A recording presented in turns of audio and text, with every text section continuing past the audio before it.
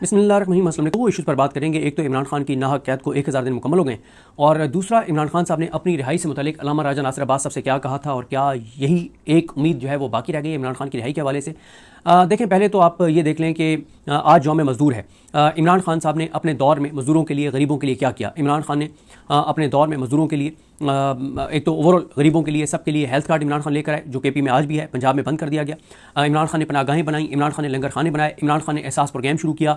इमरान खान का ये कॉन्सेप्ट था कि बजाय पर मंथ लोगों को 10,000, 15,000, 20,000 देने के, ऐसे रोज़गार लोगों को शुरू करके दें कि जिससे लोग अपने पाँव पर खड़े हों, बजाय इसके कि उनको हर माह जो है वो पैसे दिए जाएं। लेकिन फिर हुआ क्या, इमरान खान गए, इमरान खान के जाने के बाद हेल्थ कार्ड पंजाब में बंद कर दिया गया। मरीम नवाज़ की ऑडियो लीक हुई जिसमें यह कहा गया कि हेल्थ कार्ड में बंद करना होगा। हेल्थ कार्ड बंद किया गया, एहसास प्रोग्राम बंद किया गया, लंगर खाने बंद किए गए, पनागाहें गिराई गई। ये सब चीज़ें ख़त्म कर दी गई जो इमरान खान ने अपने दौर में शुरू की थी। इसलिए सिर्फ कि इमरान खान के ये इनिशिएटिव्स हैं, फ़ायदा इमरान खान को होगा। हमारे अशराफिया, हमारे जो जाली हुक्मरान हैं, इनके दिल में गरीबों का कोई एहसास, कोई रहम कुछ भी नहीं है। पाकिस्तान के जो फैसले करने वाले हैं, इनका मसला यह है कि ये एक तो अवाम के मुंतखब करता नहीं है, अवाम ने इनको वोट नहीं दिया।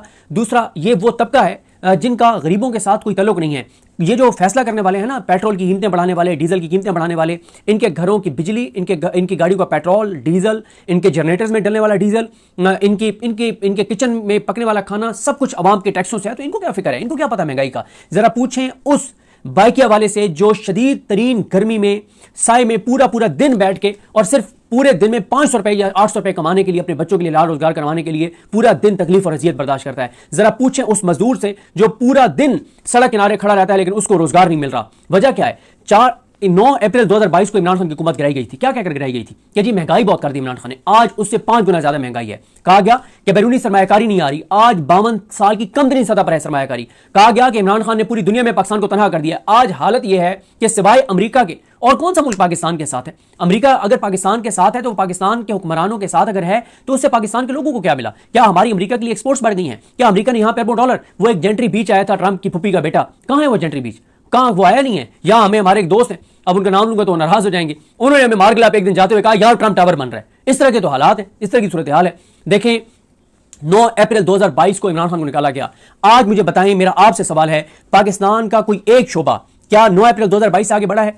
किसान क्या 9 अप्रैल 2022 के बाद उनकी जिंदगियों में मुश्किलात आई या आसानियां आई? मजदूरों के लिए मुश्किलात आई या आसानियां आई? इंडस्ट्री के लिए आसानियां आई या मुश्किलात आई? लाखों टेक्सटाइल मजदूर बेरोजगार हो गए। इमरान खान ने इन 4 चीजों के साथ, एहसास प्रोग्राम, लंगर खाने, पनाहगाहें, हेल्थ कार्ड के साथ एक और चीज की थी इमरान खान ने। वो एक ये किया था इमरान खान ने कि कंस्ट्रक्शन को उन्होंने चला दिया था। कंस्ट्रक्शन, जब एक घर बन रहा होता है तो उसकी वजह से 40 से 45 सेक्टर्स हैं जो चल पड़ते हैं, मजदूरों को मजदूरी मिलती है। लेकिन आज कंस्ट्रक्शन कहां है? कंस्ट्रक्शन रुक गई है। फिर टेक्सटाइल को इमरान खान कहां ले गए थे? फैसलाबाद में मजदूर नहीं मिल रहे थे, टेक्सटाइल के वर्कर्स नहीं मिल रहे थे। आज क्या सूरत हाल है?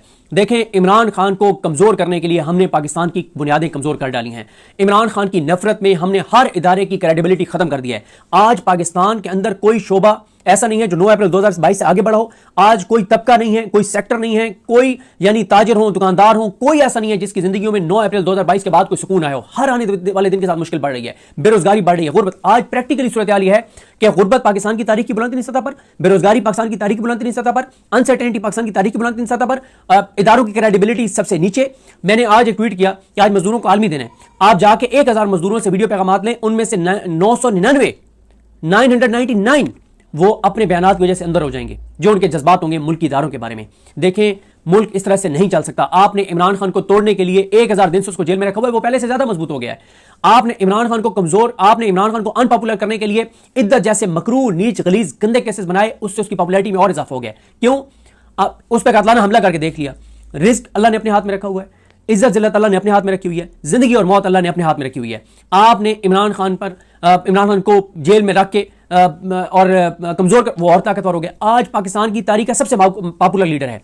पाकिस्तान की तारीख के तमाम पॉलिटिकल लीडर्स के नाम लिखें और उनमें से किसके खिलाफ कौन सा केस बना आगे लिखें, फिर सारे नाम पहली लिस्ट वाले हटा दें और सिर्फ इमरान खान लिख दें, और दूसरी लिस्ट में जितने केसेस हैं पाकिस्तान की तारीख में, जितने पॉलिटिकल लीडर्स के ऊपर जितने केसेस बने, वो सब के सब अगर किसी पे बने तो वो इमरान खान पर बने। तो फिर क्या हुआ? पाकिस्तान कमजोर हुआ, पाकिस्तान की बुनियादें कमजोर हुई, लोगों के अंदर नफरतें बढ़ी, इदारों की क्रेडिबिलिटी खत्म हो गई। कोई एक ऐसा आईनी ओहदेदार नहीं है जो आज ओहदे पर बैठा और उसकी कोई लोगों के अंदर इज्जत हो। गुर्बत बढ़ रही है, बेरोजगारी बढ़ रही है, अनसर्टेनिटी बढ़ रही है। हमें इंपोर्ट के लिए डॉलर चाहिए। डॉलर 4 तरीके से आता है। पहले नंबर पे एक्सपोर्ट से आता है, दूसरे नंबर पे आता है कि बैरूनी सरमायाकारी आ रही हो, तीसरा यह है कि रेमिटेंसेस आ रही हो, चौथा यह है कि आप कर्जे ले रहे हो।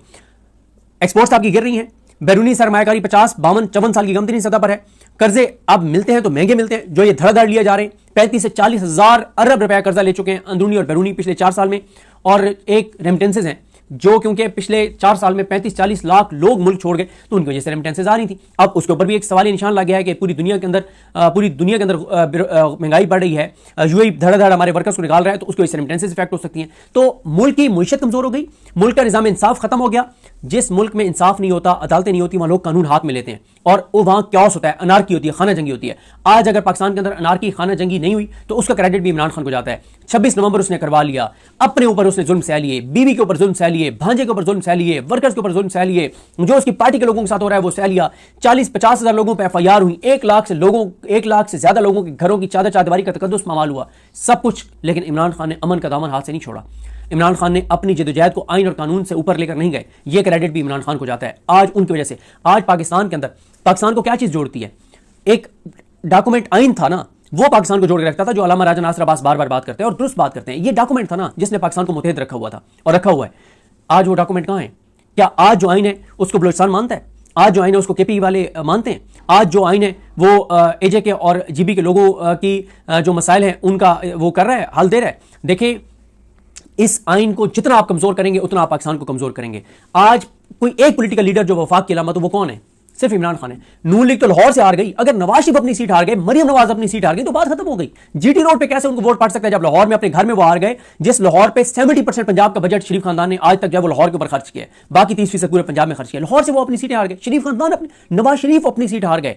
तो जो एस्टैब्लिशमेंट का सबसे बड़ा वंडर बॉय था, जिसको वहां से वो पूरे प्रोटोकॉल के साथ लेकर आए थे, जब वो इश्तिहारी और फरारी थे और मफरूर थे और भगोड़े थे और पाकिस्तान के इदारों को मतलूब थे, उस वक्त उनके लिए बायोमेट्रिक का सारा सिस्टम वहां चला गया एयरपोर्ट के ऊपर। उनके लिए अदालतों को क्या कर दिया गया?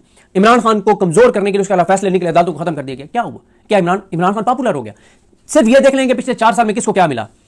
इमरान खान को कमजोर करने के लिए सब कुछ किया गया, वो पाकिस्तान की तारीख का सबसे पॉपुलर लीडर बन गया है। जो चोर डाकू लुटेरे जिनको जेलों में होना चाहिए था, उनको इख्तियार में दे दिया, उन्होंने अपने केसेस माफ करवा लिए। नुकसान किसका हुआ? पाकिस्तान के इदारों का हुआ। पाकिस्तान के इदारों का नुकसान किसका नुकसान है? पाकिस्तान का नुकसान है ना। अदलिया का कमजोर होना पाकिस्तान के लिए नुकसानदेह है, दीगर इदारों का कमजोर होना पाकिस्तान के लिए नुकसानदेह है। मजबूत इदारों के बगैर मजबूत पाकिस्तान नहीं हो सकता। तो ये एक बड़ी तकलीफ सूरत हाल है। मैं इस चीज पे आने से पहले कि अल्लामा राजा नासिर अब्बास साहब को इमरान खान साहब ने क्या कहा था, एक गुजारिश जरूर करूंगा। देखें, हम जब हुक्मरानों पे तनकीद करते हैं, ये हुक्मरान जाली हुक्मरान हैं जिनका आवाम से कोई तल्लुक नहीं है। ये इनके दिल में थोड़ा सा रहम होता तो हेल्थ कार्ड का नाम नवाज शरीफ कार्ड रख देते, मरियम नवाज कार्ड रख देते, कलसूम नवाज कार्ड रख देते। शरीफ खानदान का जो सबसे छोटा बच्चा है, जो अभी 10 माह का है, उसके नाम के ऊपर हेल्थ कार्ड रख देते, हेल्थ कार्ड के ऊपर पूरे शरीफ खानदान की तस्वीरें लगा देते, लेकिन हेल्थ कार्ड बंद ना करते।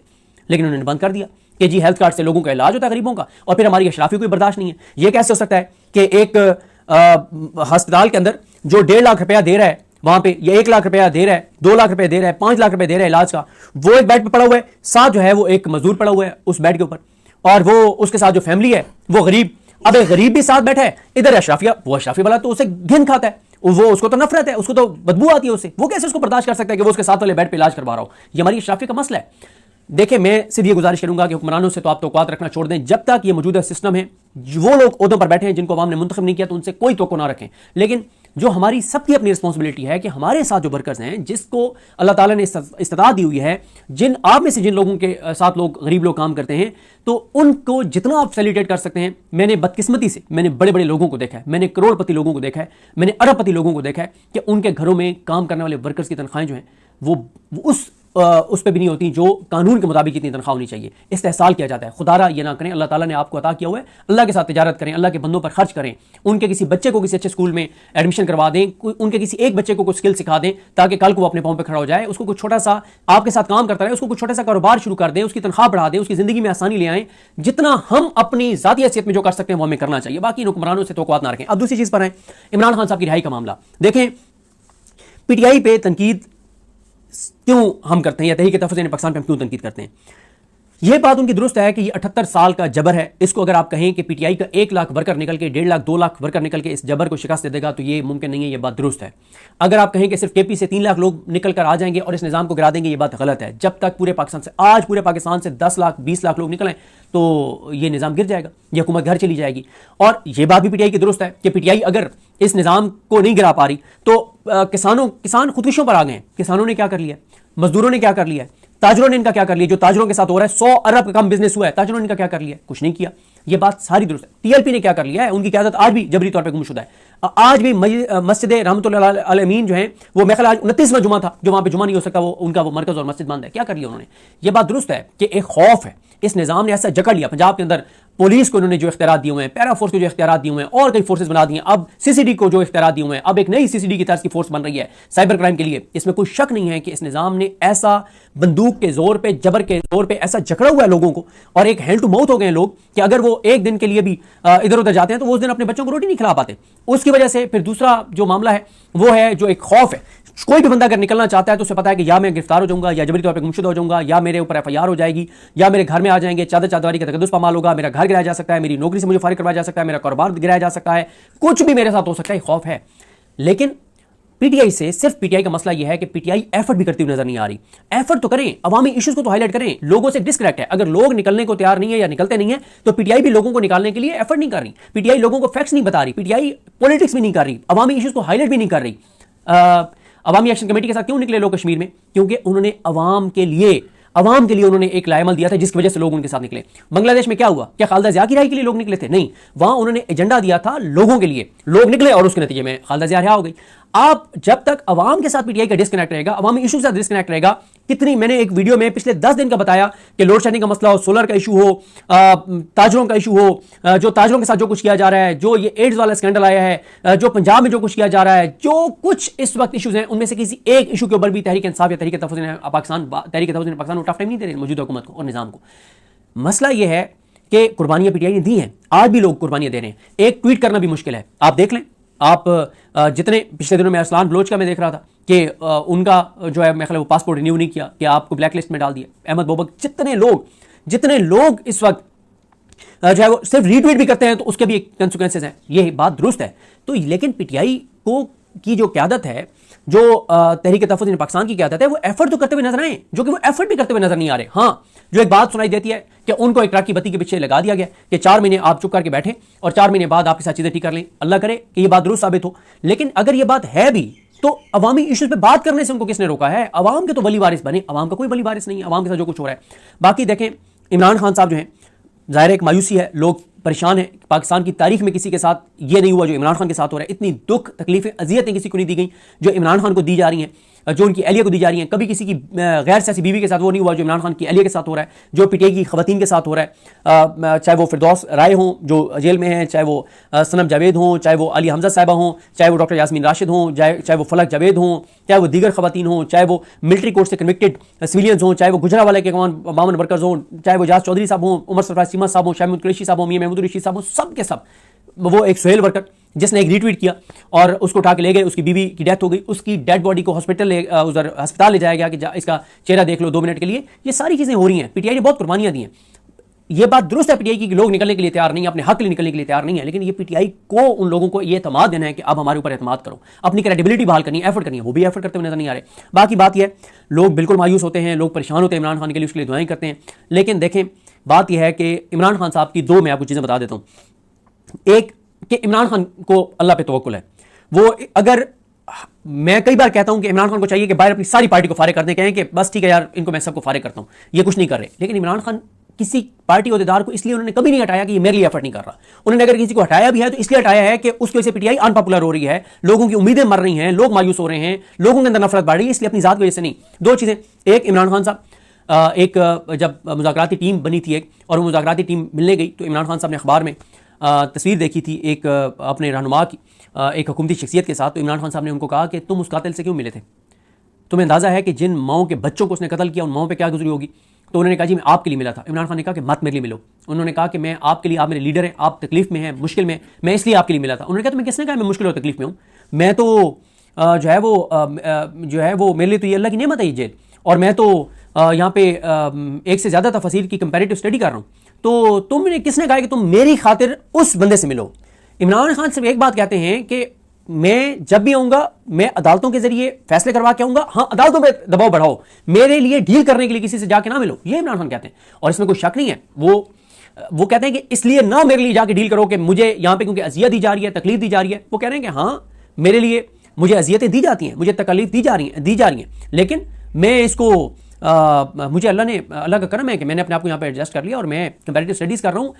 वहाँ अदालतों पर दबाव ज़रूर बढ़ाओ, मेरे केसेस लगवाने के लिए भी, इस हुकूमत को टफ टाइम दो, आइन की बहाली के लिए भी, इंसानी हकूक के लिए भी, लोगों की आसानियों के लिए भी, सब कुछ करो। लेकिन मेरे ये देख कर के मुझे क्योंकि ये तकलीफ और अजियत दे रहे हैं और उसके लिए जाके लोगों से डीलों के लिए मिलो, इसकी मैं तुम्हें इजाजत नहीं दूंगा। दूसरी बात, उन्होंने अल्लामा राजा नासिर अब्बास साहब को ये कहा, जिसका अल्लामा राजा नासिर अब्बास साहब ने जिक्र भी किया था, 3 का डेरा जो प्रोग्राम था जिसमें जुबैर अली खान साहब, उमर जाट साहब और रिजवान गलज़ई साहब ने इंटरव्यू किया था अल्लामा राजा नासिर अब्बास साहब का। उन्होंने कहा कि इमरान खान ने मुझे एक मुलाकात में कहा कि अल्लामा साहब, आपने वो जो वाक़या सुनाया था हज़रत यूसुफ़ अलैहिस्सलाम वाला कुरानी वाक़या, वो मुझे आज भी याद है। और वो वाक़या अल्लामा राजा नासिर अब्बास साहब ने सुनाया। कहते हैं कि इमरान खान साहब को मैंने एक बार कहा कि जब हज़रत यूसुफ़ एक कैदी उनके साथ कैद था और जब वो रिहा होकर जा रहा था, तो हज़रत यूसुफ़ ने उस कैदी को कहा कि अब तुम रिहा होकर जा रहे हो तो बादशाह को जाके बताना कि उसने एक नाहक कैदी को, एक नाहक और एक बेगुनाह को नाहक कैद में रखा हुआ है, तो जाके उसको बताना। तो कुरान मजीद में यह है कि उसको, जिसको पैगाम दिया था हज़रत यूसुफ़ ने, उसको शैतान ने भुला दिया और वो बादशाह को ना बता सका और फिर 3 से 7 साल मजीद जेल काटनी पड़ी यूसुफ़ को। और उसकी वजह जो अल्लामा राजा नासिर अब्बास साहब ने जो तफसीर उसकी बयान की कि अल्लाह ताला ने कहा कि मेरे होते हुए आप जो है वो सिफारिशें करवाते हैं।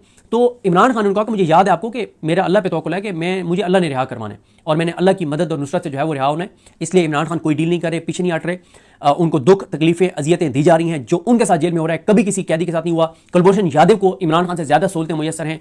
जो ज़ाहिर जाफिर नूर मुकद्दम का कातिल है, उसको जाके अमरीकी सफारत खाने वालों को एक्सेस दी जाती है, यूं सर झुका के और हाथ बांध के जेल इंतजामिया और हमारा निज़ाम अमरीकी सफारत खाने के लोगों को इमरान उस तक ज़ाहिर जाफिर तक, जिसने बेदर्दी से कत्ल किया नूर मुकद्दम को, उसको एक्सेस देता है। लेकिन इमरान खान को वो सहूलतें नहीं है जो इमरान खान के साथ हो रहा है, जो उनकी सेहत के साथ किया गया सब कुछ। मसला पीटीआई और तहरीक तहफ़्फ़ुज़ पाकिस्तान का सिर्फ यह है कि वो एफर्ट भी करते हुए नजर नहीं आ रहे। लोग ये कहते हैं कि ठीक है 78 साल का जबर है, इतनी जल्दी इसको शिकस्त नहीं दी जा सकती, एफर्ट तो करो। एफर्ट भी करते हुए नजर नहीं आ रहे और उसके लिए एक ही चीज़ है कि सारे मिल बैठे, इमरान खान साहब की बहनें, अल्लामा राजा नासिर अब्बास साहब, महमूद खान चकज़ई साहब, सोहेल आफरीदी साहब, सलमान राजा साहब, बैरिस्टर गौर साहब बंद कमरे में बैठे, एक दूसरे के साथ खुल के बात करें, अपना अपना बताएं कि उनका किससे किसका राब्ता है, उनको क्या बताया जा रहा है, वो क्या समझते हैं, वो क्यों नहीं एजिटेशन कर रहे। इमरान खान ने ठीक है इस्लामाबाद की कॉल के लिए मना किया है, आपस में बैठ के डिस्कस करें और डिस्कस करने के बाद एक लाहेअमल के साथ, क्लियर लाहेअमल के साथ सामने आए और आके बताएं। अब वो सोशल मीडिया जो स्ट्रेंथ था पीटीआई की, वो पीटीआई की पूरी क़यादत के अगेंस्ट हो गया। उसकी वजह क्या है? उसकी वजह यह है कि पीटीआई की क़यादत और तहरीक तहफ़्फ़ुज़ पाकिस्तान की क़यादत कोई लाएअमल भी नहीं बता रही ना, तो वर्कर तो खिलाफ होगा, वो तो तनकीद करेगा। वो कहते हैं कि लाएअमल तो बताओ ना, कोई तो लाएअमल होगा। इतना ही आप आके बता दें कि जी हम 2 महीने बाद कुछ करेंगे, उससे पहले जो करेंगे वो बताएंगे नहीं, बस इतना आके बता दें। और एक चीज़ वाज़ेह है, जब तक तहरीक तहफ़्फ़ुज़ पाकिस्तान या तहरीक इंसाफ की क़यादत इमरान खान साहब की बहनों को एतमाद में लेके क्लैरिटी देकर उनके साथ बैठकर प्रेस कॉन्फ्रेंस नहीं करेगी, इन पर कोई एतमाद नहीं करेगा, क्योंकि सबकी क्रेडिबिलिटी खत्म हो चुकी है बशमूल तहरीक तहफ़्फ़ुज़ पाकिस्तान की क़यादत के। अगर किसी की क्रेडिबिलिटी इस वक्त लोगों की नज़र में है या सोशल मीडिया की नज़र में, तो इमरान खान साहब की बहनें, उनको एतमाद में लें, उनको बताएं कि उनके भाई के लिए पार्टी तहरीक तहफ़्फ़ुज़ पाकिस्तान क्या कर रहे हैं, उसके बाद उनके साथ बैठ के प्रेस कॉन्फ्रेंस करें। जब तक इमरान खान साहब की बहनें तहरीक तहफ़्फ़ुज़ पाकिस्तान, तहरीक इंसाफ, बशमूल सोहेल आफरीदी, इनके इक़दामात की वो तौसीक़ नहीं करेंगी, उस वक्त तक इनका कोई भी इक़दाम उसको सोशल मीडिया बिल्कुल सीरियस नहीं लेगा और सोशल मीडिया उस पर तनकीद करेगा। और बजाय इसके कि उससे कोई दबाव बढ़े जो ये इक़दाम करेंगे, वो उल्टा इनके ऊपर क्रिटिसिज्म होता है। और जब अपने इनके वर्कर्स उसको सपोर्ट नहीं करते तो निज़ाम के ऊपर उसका कौन सा दबाव है। तो बहरहाल जी, इमरान खान साहब अल्लाह करे कि रिहा हूँ और उनकी पार्टी उनके लिए कोई लाएअमल दे, कोई उनके लिए एफर्ट करे, अवामी इशूज़ पे बात करें, इस हुकूमत को, इस निज़ाम को टफ टाइम दें। ये निज़ाम, फवाद चौधरी बहुत बार कहते हैं और ठीक कहते हैं कि निज़ाम इतना ताकतवर नहीं है, मज़ामत इसके सामने कमज़ोर है। मज़ामत बिल्कुल ही नहीं है इनके सामने और तहरीक तहफ़्फ़ुज़ पाकिस्तान तो मुकम्मल तौर पर छुट्टी पर जा चुकी है। तो बहरहाल जी, देखते हैं चीज़ें कैसे आगे बढ़ती हैं। अभी तक तो लोग जो है अब वो किसी हादसे या किसी मुआवज़े का इंतज़ार कर रहे हैं। अल्लाह करे कि मुआवज़ा ही हो, हादसा ना हो। और पाकिस्तान आगे नहीं बढ़ सकता जब तक आप इक़्तिदार उसके हवाले नहीं करेंगे जिसको अवाम ने मैंडेट दिया है। उसके बगैर पाकिस्तान आगे नहीं जा सकता। नफरतें बढ़ रही हैं, फासले बढ़ रहे हैं, अनसर्टेनिटी बढ़ रही है, हर दूसरा पाकिस्तानी पाकिस्तान छोड़ के जाना चाहता है, गुर्बत बढ़ रही है, बेरोजगारी बढ़ रही है, सरमायाकारी कम हो रही है, एक्सपोर्ट्स गिर रही हैं, इंपोर्ट्स बढ़ रही हैं, कर्जे बढ़ रहे हैं, मायूसी बढ़ रही है और लोगों का निज़ाम से एतमाद मजीद उठ रहा है। इससे पाकिस्तान कभी भी आगे नहीं जाएगा। 4 साल में पाकिस्तान जहां पर आ गया है, हर आने वाले दिन के साथ इससे नीचे जा रहा है, ऊपर नहीं जा रहा। वजह यह है कि पाकिस्तान के लोगों को भी पाकिस्तान के निज़ाम और इदारों पर जो है वो एतमाद नहीं रहा। अल्लाह ताला रहम करे, करम करे। मुझे अपनी दुआ में याद रखें। अलगिन हम सबका हामी नासरो। अल्लाह हाफ़िज़।